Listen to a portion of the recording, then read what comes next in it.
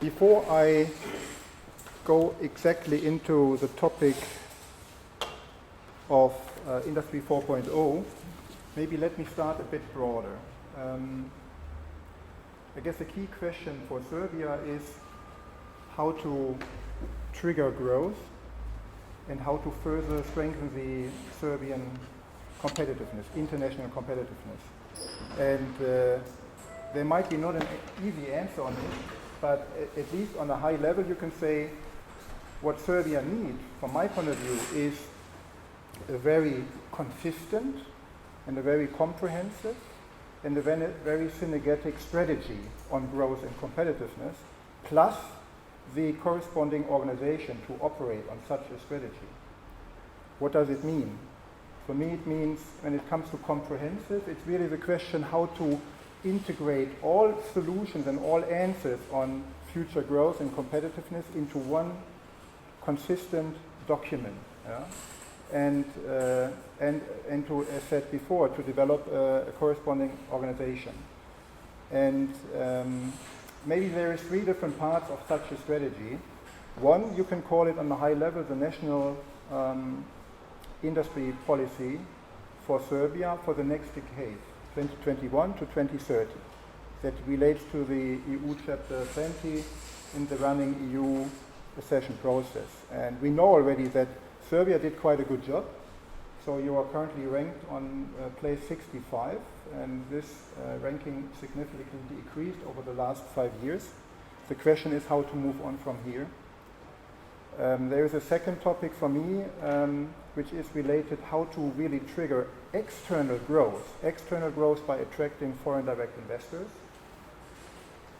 And the third question, directly related to Industry 4.0, is really how to trigger innovation and digitalization within Serbia.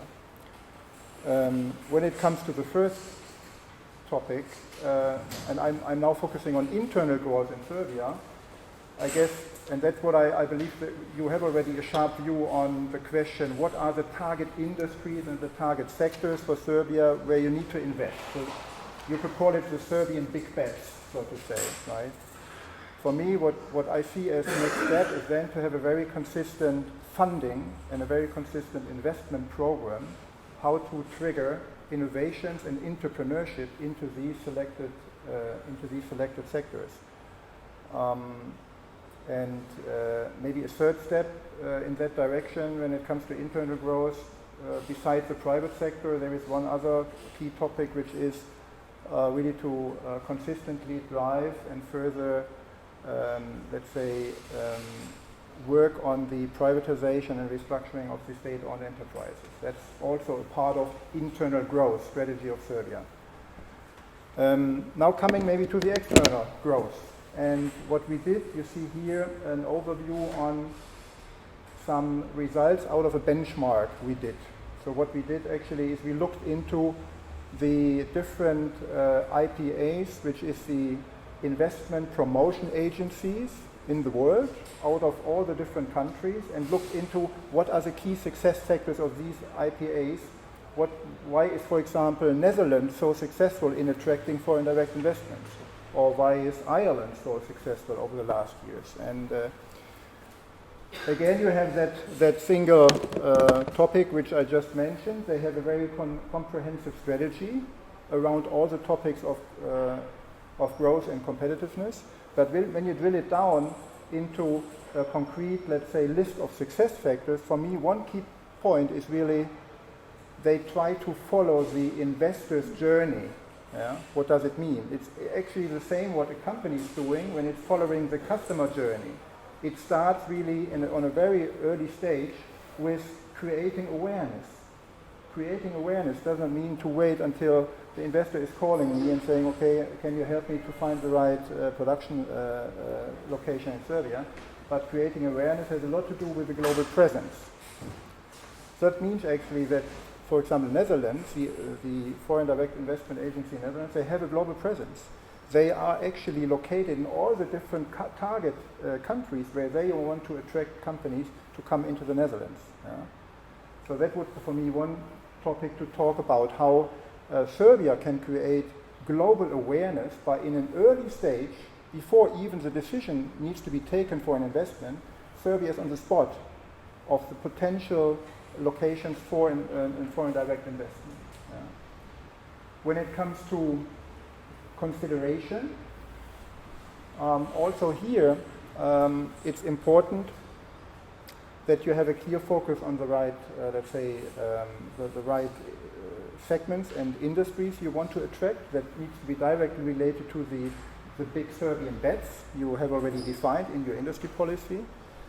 And here, in order to attract the right investors, a key, let's say, requirement I understood out of lots of projects we did for investors in the past, they are asking not for a nice and let's say, operational location to produce. They ask for I would call it a value cluster or a value chain, where there is around their own investment, where there is partners, potential partners, Serbian partners, who can actively contribute to the success of such a new production facility, right?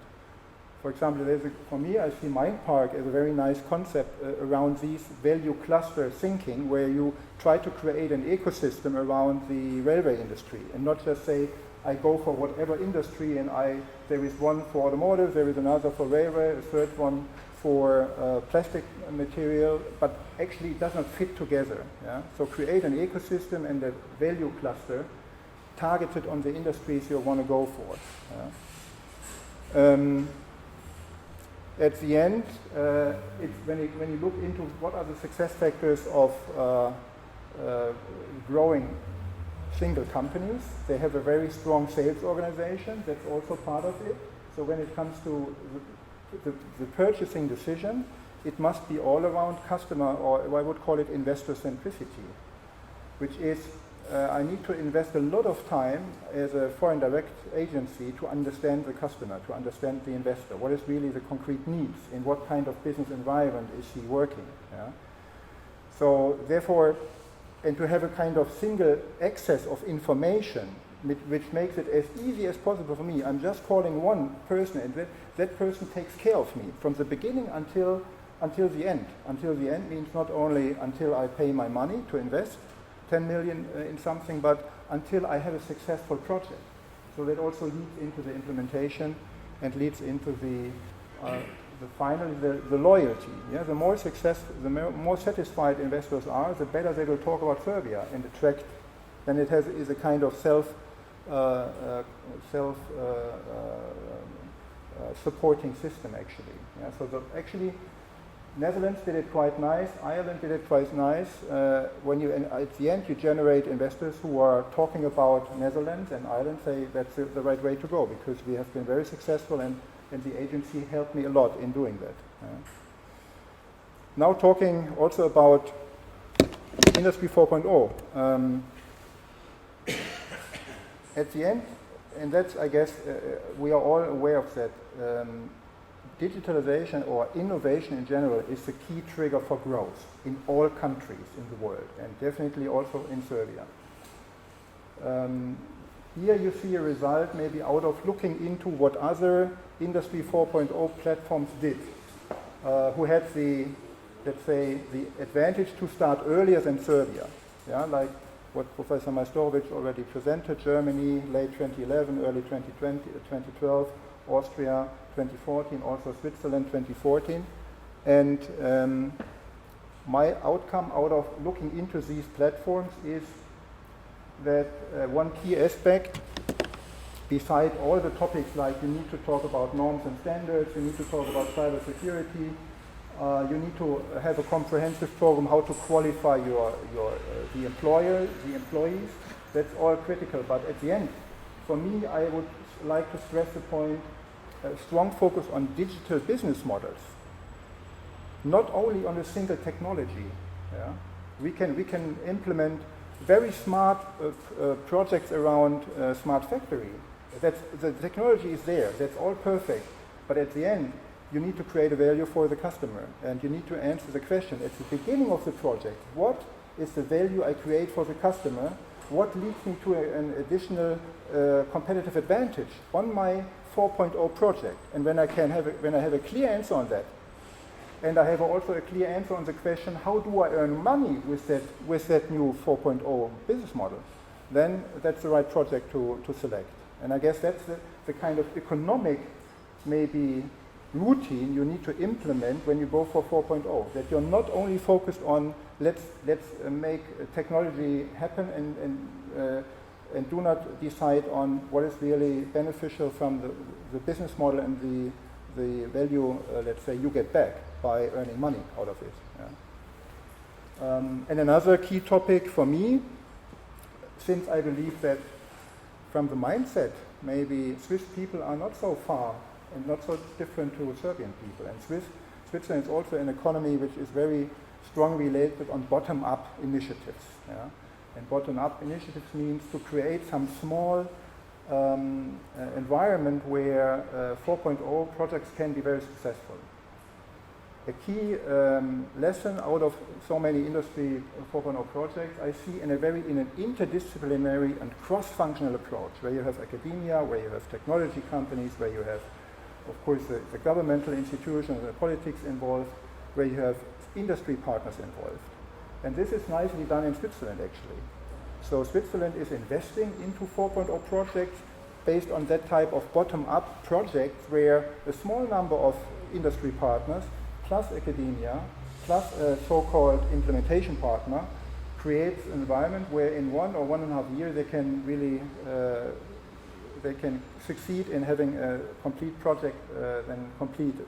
And the result out of these projects is then taken to a broader audience for the Switzerland economy. So it's like a kind of trigger for growth, and the concept out of and the lessons learned out of such a first project is then spread across the Switzerland economy. That might be something to talk about or to think about for Serbia.